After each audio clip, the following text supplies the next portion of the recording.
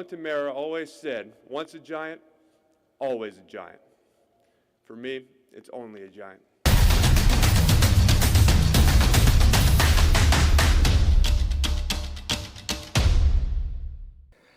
Giants fans, welcome back to another episode of Only a Giant. I am your host, Michael Doherty. Thanks so much for joining me. For any new followers, please like and subscribe. Anyone else that's been watching and following along here, I really appreciate it. Thanks so much for the support. And here we are, guys. We are officially one of the worst teams, if not the worst teams, one of the worst teams in the NFL at this point. I don't believe that completely.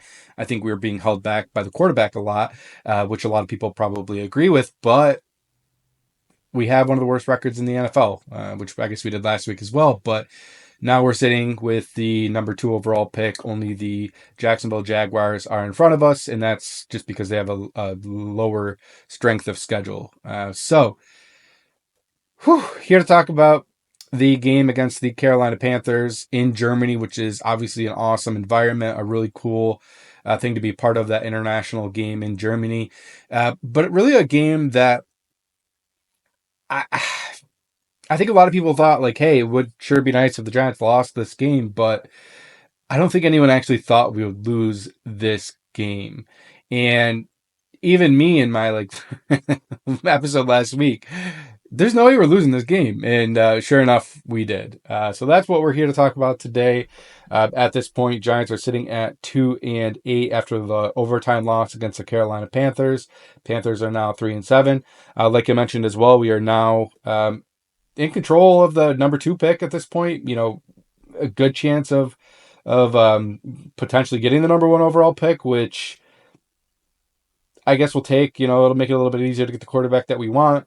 Or, you know, if we get a quarterback in the offseason and go a different direction, then we can do that as well. So we'll see what happens. Going to be an interesting rest of the season. Obviously, we have the bye week coming up. So a little bit of a week to get over the loss, I guess, and then see what happens moving forward. And we'll get into that a little bit more because there is a little bit of news that came out recently that I do want to talk about. But let's talk about it. I guess let's start with the stats. That's something I always like to look at, and we'll start with team stats first, just because there are a couple things that I always like to point out. One of the big ones is time of possession. Giants actually held a time of possession battle with the Carolina Panthers. They had the ball for 34 minutes and 29 seconds, as opposed to 27 minutes for the Carolina Panthers. The biggest thing that just sticks out to me is the rushing game for both teams. Both teams were able to run the ball really well, it looked like. And let's just jump right over to the individual stats, I suppose, at this point. So Daniel Jones, 22 of 37, 190 yards, 2 interceptions, no touchdowns, and 2 sacks. Tyrone Tracy, the kind of star of this game, I guess, if you will, offensively for a couple reasons, but 18 carries, 103 yards, and a touchdown. Had the big fumble at the end. Technically, he had 2 fumbles. One was kind of a fumble off a catch that just kind of popped out of bounds. Something I'm not really personally that worried about. But the one fumble in overtime was a big one. Obviously, cost us the game. But Tyrone Tracy, you did nothing wrong, man. You balled out. You're the reason that we were even in this game. You ran the ball really well. Fumbles happen, unfortunately. That's something that I've always got on Devin Singletary about, because I feel like every game that he starts, he fumbles the ball. This is your first big one. People make mistakes. Pros in this league make mistakes. Just don't let it define you. Move on. Don't fumble next week. Or you guys, you won't next week, but don't fumble the week after. Other than that, Devin Singletary, 8 carries, 40 yards. Daniel Jones had 26 carries with a touchdown. Reception-wise, Wandell, 5 for 51. Malik, 6 for 50. Jalen Hyatt, 4 for 39. His most action in a game. And Theo Johnson, 4 for 37. Probably the one I'm most interested in from that was Theo Johnson, 4 for 37. I think he actually looked quite well in this game. Seems like he's finally developing a little bit more and getting used to the game, I think, and seems to be making tough catches and running good routes. Good things to see there with him. Carolina Panthers stats: Bryce Young, 15 for 25 for 126 yards, 1 touchdown. only sacked once. Chuba Hubbard, 28 carries for 153 yards with a touchdown. He had a fumble as well. Receptions for Carolina, 3 for 41 for Jalen Coker, 3 for 40 for Xavier Legette, 2 for 18 for David Moore, and Chuba Hubbard, 4 for 16. Jatavian Sanders did also pitch in for 2 receptions for 8 yards and that lone touchdown early in the game. Now that's the stats. Defensively for the Giants, not a lot happened. Brian Burns had a sack. Really thought he should have had 2 sacks, but he just missed one. Other than that, Tyler Nubin seemed to be flying all over the field. He looked like a stud out there. And then J.C. Horn on the other side looked like he was playing really well. A lot of good coverage. Ashawn Robinson had a couple of good plays and a sack as well. And DJ Wanham had a sack as well. Uh, so I mean that's the stats. Stats don't really tell the game. I think offensively we'll start there, and some good play calling with the offense. Running game seemed to be the big spark in this. Theo Johnson played well. Biggest thing I noticed, I think, with this game as a whole was the receivers looked frustrated. Malik Neighbors frustrated. Wan'Dale Robinson jumping up and down on a couple times where the ball should have been thrown. He's frustrated. And Malik has kind of been a little bit frustrated this year, but I'm more surprised to see it out of Wan'Dale. And I think that really tells you all you need to know. Offensively, the biggest thing that's holding this team back right now is, surprise, surprise, the quarterback. Daniel Jones has not been good. He's just shell-shocked, man. I don't know what else to say for him. At times, he can throw a pretty ball and do some good things, and at other times, he seems like he just indecision is killing him. There's no anticipation. The couple times that he had some people open right away, and he's just not getting rid of the ball. He sees it sometimes, it seems like, and it's he's just scared to throw it. Is what it really seems like it comes down to. A couple points right away in this game. Early, Malik Neighbors on a comeback. Well, it wasn't really a comeback, but out to the sideline and doesn't. He does throw it, but he overthrows it. Why? Horrible throw. And Malik Neighbors just kind of like walks off, like, "Yep, this is what I'm dealing with." Another play later on in the game where he kind of gets a little bit of pressure. He has to reset his feet and has one Malik actually again coming across and wide open for a chunk play, 20, 25, 30 yards, and just gets nervous, doesn't throw it, looks around, throws it out of bounds. The flea flicker, 2 players wide open, probably Wan'Dale, your number one option on that, just wide open. All you had to do is just throw the ball the minute he got it. Got scared, couldn't throw it, got sacked. A big sack on that too. That was 3rd down, I believe, and pushed us out of field goal range, if I remember correctly. Just play after play, and those weren't the only ones. I did go back and rewatch this game, and he is just the biggest reason that we're losing these games. And I mean, surprise, surprise, I guess, no one's really that shocked by this. I think we're all fans and we're seeing it. And even the DJ truthers, I think at this point are over it, quite honestly. And I don't want to beat the dead horse, I guess. We all know this. This is obvious, but it still is part of the game and you still got to talk about it at least a little bit.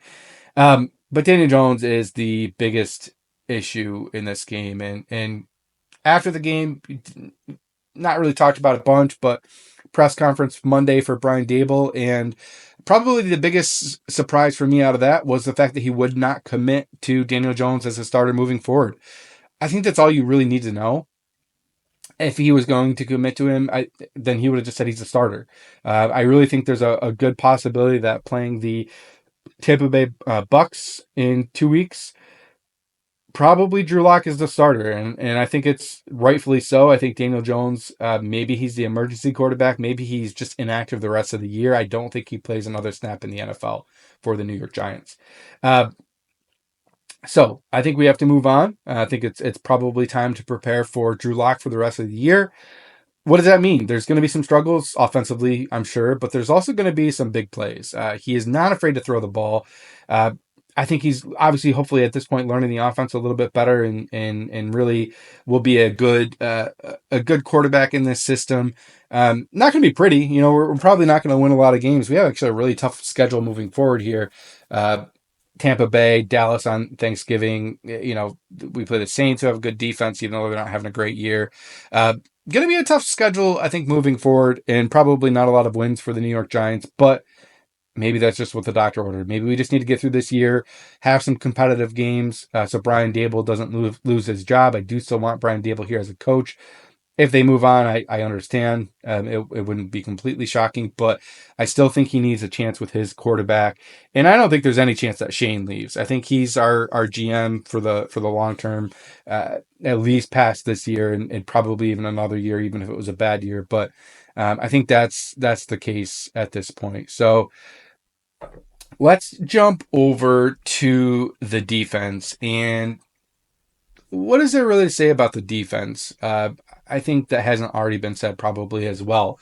One of the worst run defenses in the league. One of the things that's shocking to me in that, it's shocking and it's not shocking, I guess, in the same sentence. It's shocking because when Bowen came over, that was supposed to be one of the things that he was really good at. That was all of his defenses were really good against stopping the run.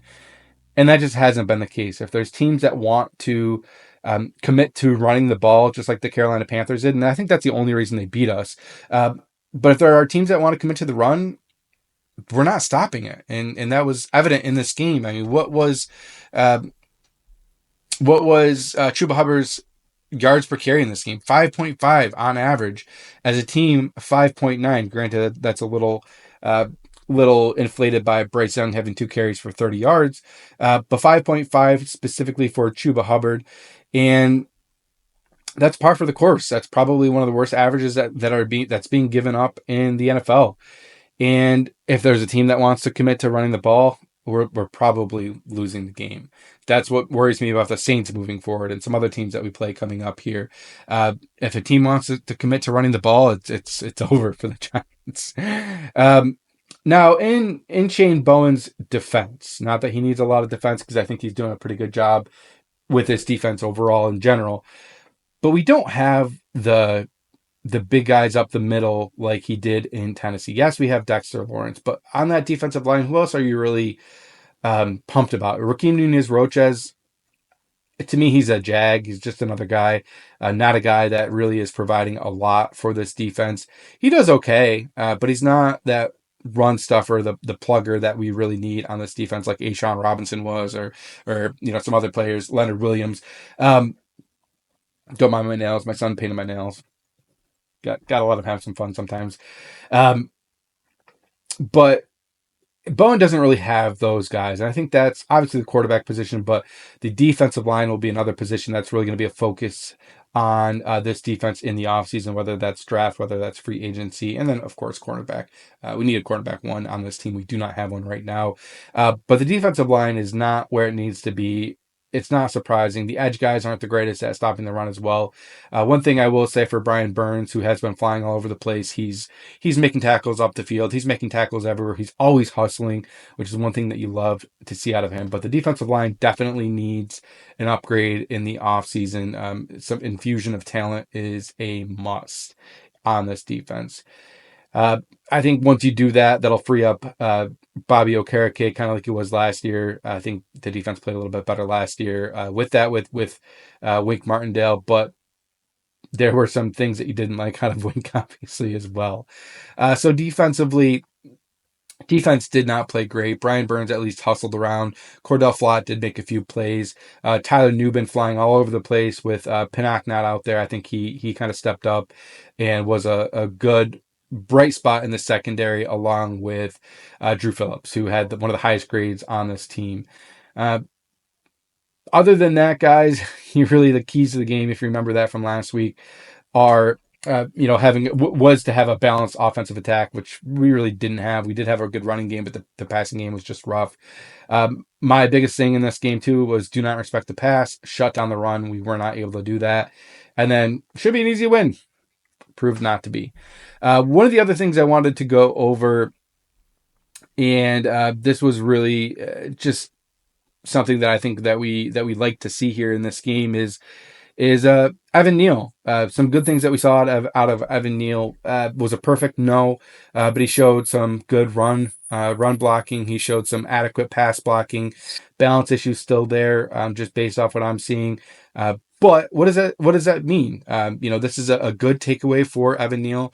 I think he did enough to hold down the right tackle position, let Illuminor get comfortable at the left tackle position for the rest of the year, and maybe that's an audition for him, an audition for us, an audition for the rest of the league to see if he has any trade value, and see if he can get settled in at the right tackle position and make something. I think honestly it was a perfect kind of an audition for him for the rest of the year, an audition for Drew Lock for the rest of the year, or Tommy DeVito if he comes in, and we'll see what we have there. I think honestly, it probably is best case scenario that he's finally getting some meaningful time. And if you really think about it, probably a perfect time. Get him a little bit of confidence going into the bye week. I think Brian Dable probably played this like this on purpose. He wasn't ready the earlier part of the season. He wasn't healthy. He's healthy. He's getting some practices under his belt, and he came in with a good spot where he has a little bit of a tough assignment with Jadeveon Clowney. I know he's not what he used to be, but he's not garbage, quote unquote. He's going against somebody that can provide a little bit of a challenge, but also give him a little bit of confidence. And I think that was needed. Now he goes into a bye week and he gets ready for the defense of the Tampa Bay Buccaneers, which I think will certainly be a challenge. But he has a little bit of confidence going into a bye week. Gets a little bit of time to work on that, watch the film, refine his technique, and hopefully show some more improvement. Also, Jalen Hyatt, not a perfect game for him, but he got some catches, made some plays, showed something at least in this game, and got involved. What does that mean moving forward for him? Maybe he earned some extra snaps. You assume Darius Slayton will be back next week or 2 weeks from now after the bye, but a little bit of confidence, and maybe Drew Lock will be able to throw the ball up to him deep here a few times and make some plays. Who knows? That's all I got, guys. I think I want to say no one's surprised that we lost this game, but at the same time, I think everyone's surprised that we lost this game. Was really a pitiful performance, but at least it was a close game. It wasn't a complete embarrassing blowout loss, I think, which kind of saves Brian Dable. And if he can keep some games close here moving forward, and we still lose, I think that'll be the best of both worlds for what the Giants need at this point. I don't want to root for tanking, but this is the reality of the situation here. We're just not that good of a team. I think the quarterback holds us back. And is Drew Lock better than Daniel Jones? Probably not, but he'll provide a little bit of a spark. We'll get a little bit of an offense moving going forward, and we'll protect the injury guarantee with Daniel Jones. What's next? Joe Shane does speak to the media today, I think at 3 p.m., so really anxious to see what he says there. Don't expect anything earth-shattering. I don't think he's going to announce that, Daniel Jones isn't starting or anything of that nature, but I think there'll be some interesting things, some tough questions probably from the media here, and we'll see what he says. Definitely interested to see what that means, what he says here. Bye week, obviously next week, week 11, week 12, I believe we come back with the Tampa Bay Buccaneers, and then the Thanksgiving game against Dallas in Dallas at 4, I want to say it's 4:25 or something of that nature. I'll probably have another episode out a little bit later this week. I'm trying to decide what I want to do with that. Obviously, we're not previewing anything here, so maybe we'll have a little bit of a fun episode. Maybe we'll talk about some Eli Manning games in the previous in his career. Maybe we'll find a couple of big games and kind of talk about that. That might be fun. That's all I got for us today, though, guys. If you don't already, or if you haven't already, please like and subscribe. Would really appreciate the support. And if you have any friends that are Giants fans, pass this along. I'd really appreciate it. Still trying to grow the podcast if at all possible. Thanks so much for all the new followers. I am over 100, 150 or something like that. Subscribers, maybe even a little bit more. Really appreciate the support here. If you could please like, subscribe, share with your friends. Give me a thumbs up. And if you have any comments, if you have any tips or suggestions, I'm always open to hearing those. Would like to at some point probably get a co-host on with me. I think it's a little bit easier and a little bit more fun with a co-host. Sometimes sitting up here talking to you all by myself here is boring and maybe not as fun for you guys to listen to. So, maybe at some point here, we'll look at getting a co-host and really getting pumped to, I guess, start looking at the draft and seeing what the future holds for the Giants with probably a top 5 pick, maybe even a top 3 pick at this point, and very likely going after a quarterback unless we go after a veteran quarterback, which I don't know. We'll see what happens there. That's all I got, though, guys. Let's go Big Blue. Keep the faith. We'll be better at some point here. That's all I got, though. Peace out. Love you. My mind is set, my grind is set, my heart on ice cold. I'm only here to even a score. Whoa. My mind is set, my grind is set, my heart on ice cold. We down right now, but did it before.